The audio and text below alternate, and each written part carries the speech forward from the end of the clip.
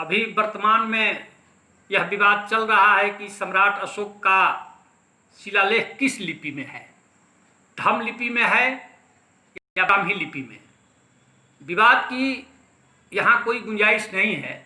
यह मुद्दा बिल्कुल विवादास्पद नहीं है और यह जानबूझ करके विवाद खड़ा किया गया है।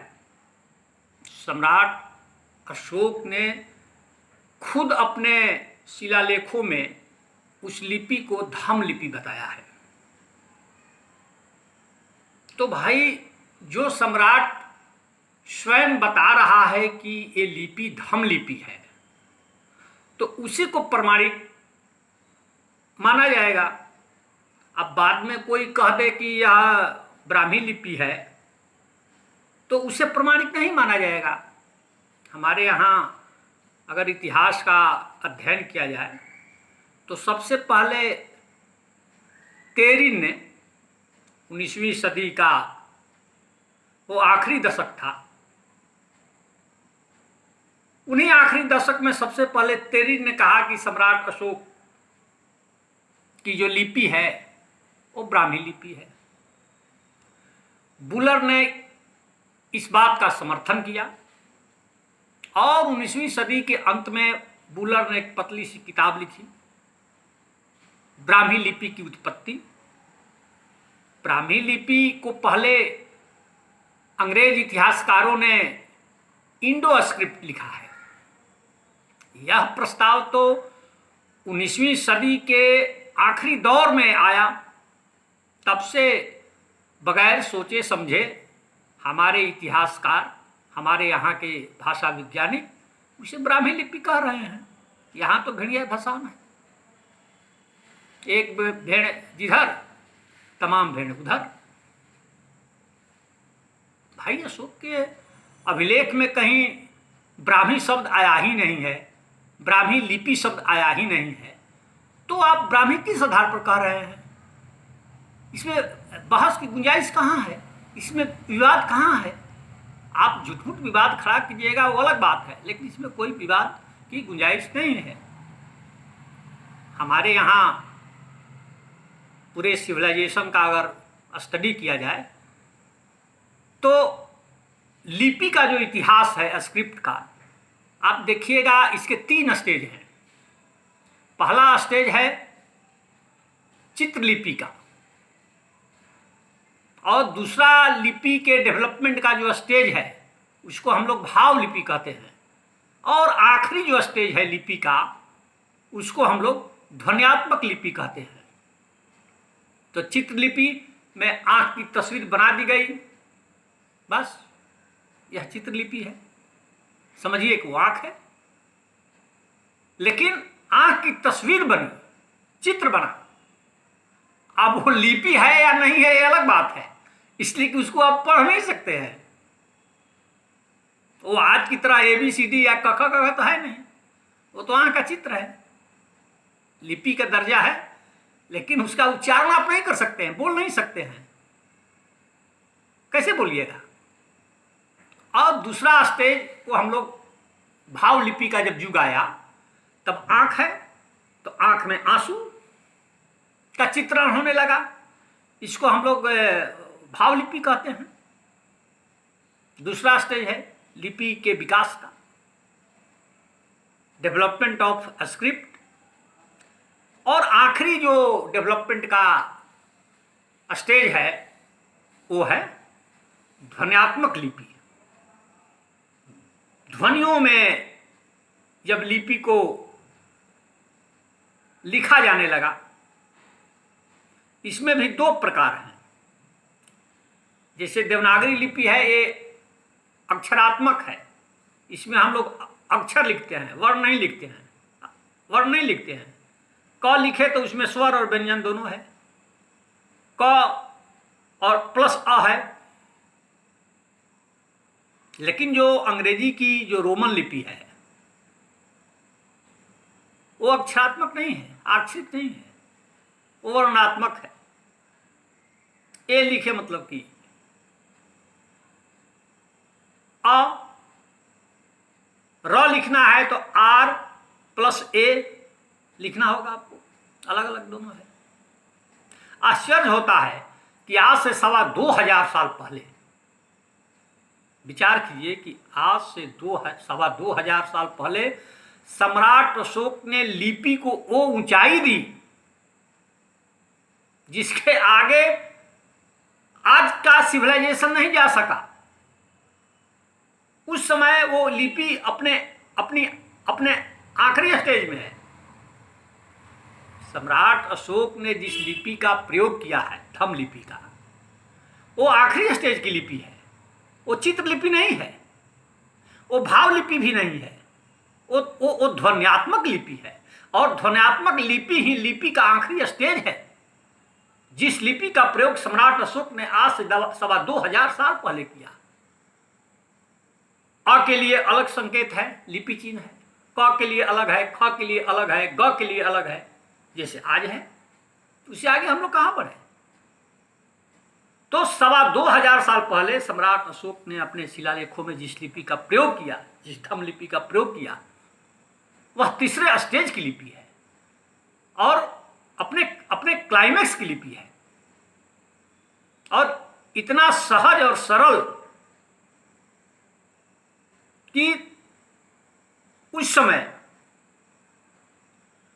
कोई भी लिपि धम्म लिपि की टक्कर की नहीं थी। हमारे यहाँ जो पश्चिम के विद्वान रहे हैं वो कहते हैं कि धम्म लिपि का डेवलपमेंट यूनान से हुआ। कोई कहता है कि फोनेस ये सामी लिपि से उसका डेवलपमेंट हुआ, लेकिन ऐसा है नहीं। ये आधार भी नहीं है। जितने इन लोगों ने कंपैरिजन किया है ग्रीक से, अर्मेनियाई लिपि से, तो अर्मेनियाई लिपि से अशोक की जो लिपि है धम्म लिपि, एक ही लेटर मिलता है।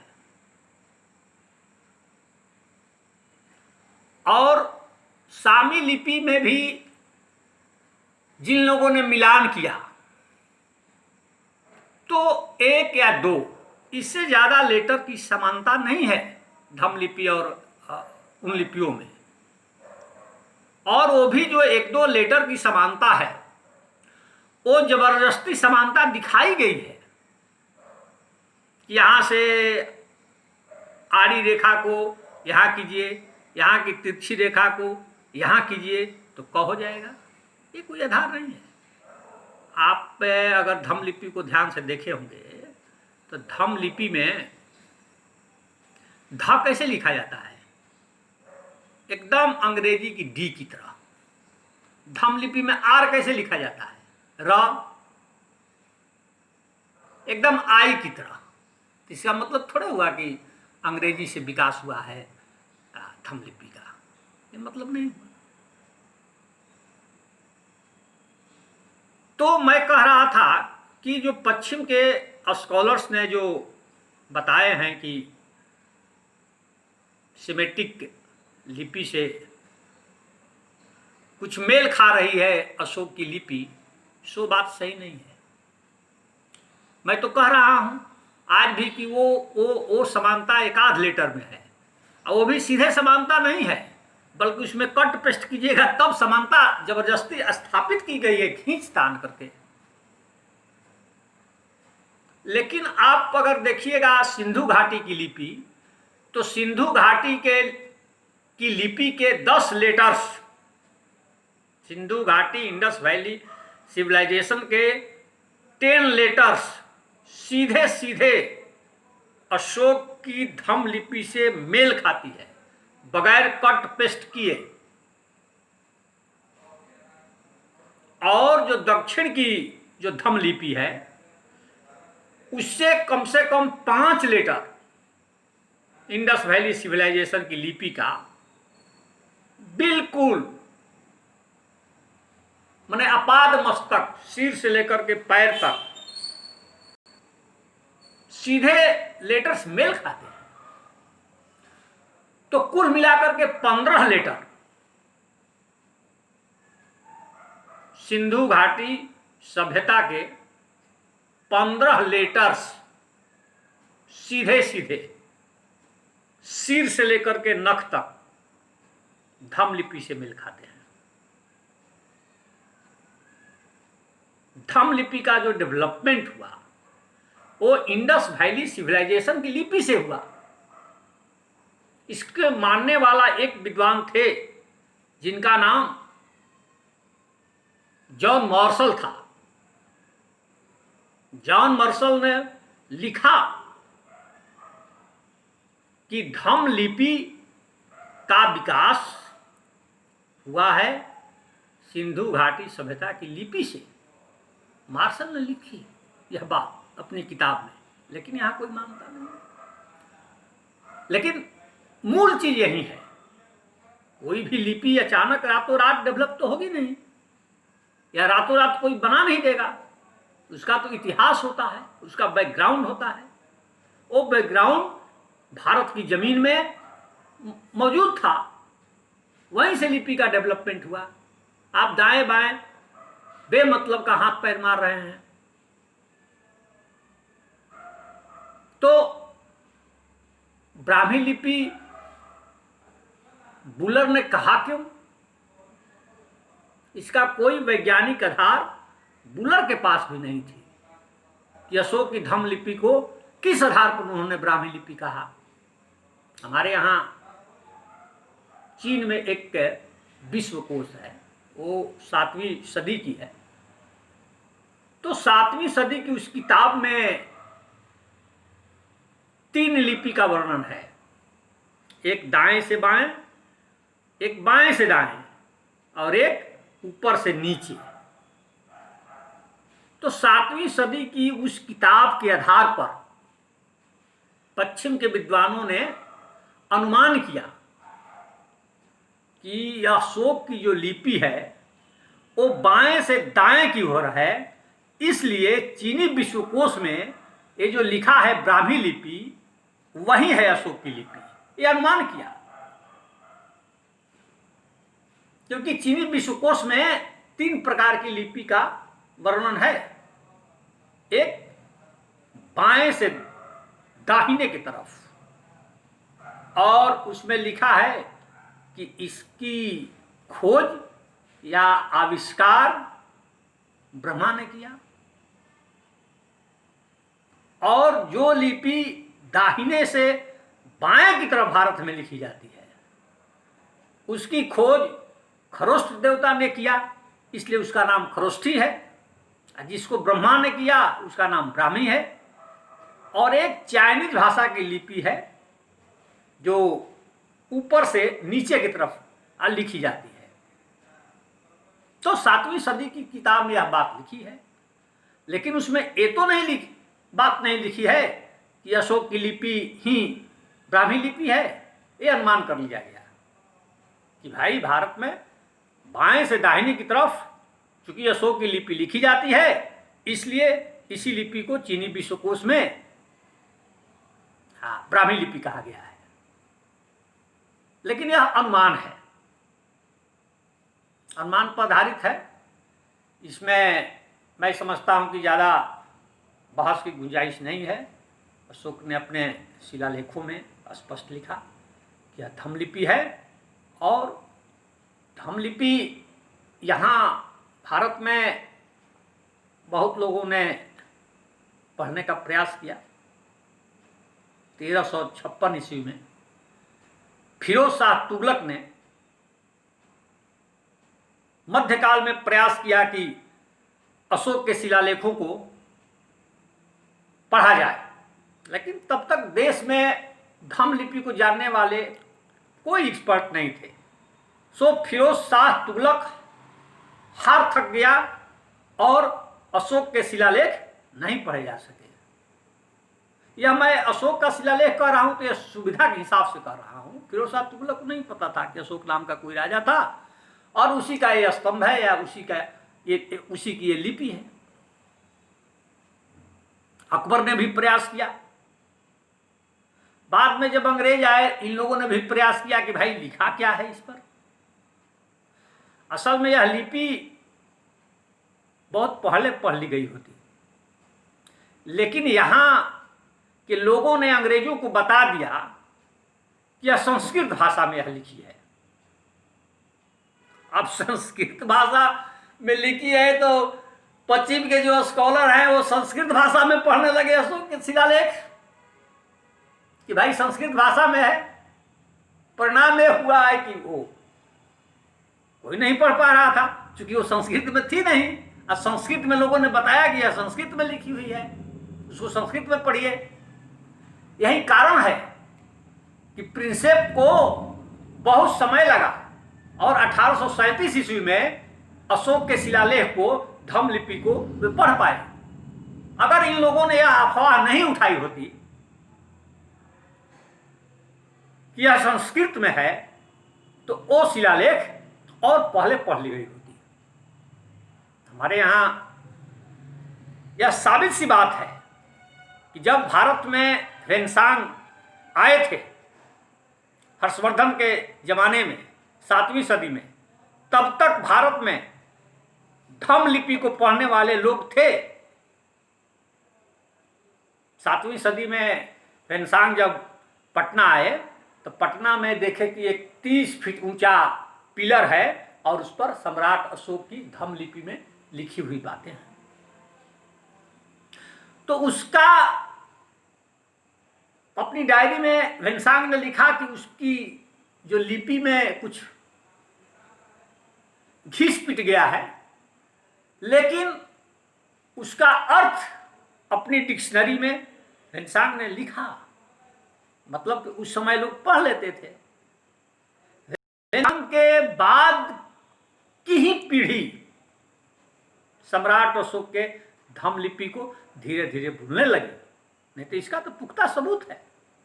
और एक दिन ऐसा आया कि पूरे देश में सम्राट अशोक की लिपि को पढ़ने वाला कोई नहीं बचा। आप देखिएगा कि बहुत दिनों तक सम्राट अशोक के जो पिलर हैं वो भीम की लाठी कही जाती थी। जब कलकत्ता से यहाँ बनारस में चिट्ठी आई थी कि भाई बनारस में बहुत सारे विद्वान हैं, देखिए ये क्या लिखा हुआ है, तब तक धम्म लिपि पढ़ी नहीं जा सकी थी। तो बनारस के एक विद्वान ने, हजारी प्रसाद द्विवेदी ने अपनी किताब में यह बात लिखी है। बनारस के विद्वान ने एक कहा कि हम धम्म लिपि को पढ़ लिए, अशोक के स्तंभ पर क्या लिखा है ये हम पढ़ लिए, दावा ठोक दिया। कहा कि इसमें महाभारत की कहानी लिखी हुई है।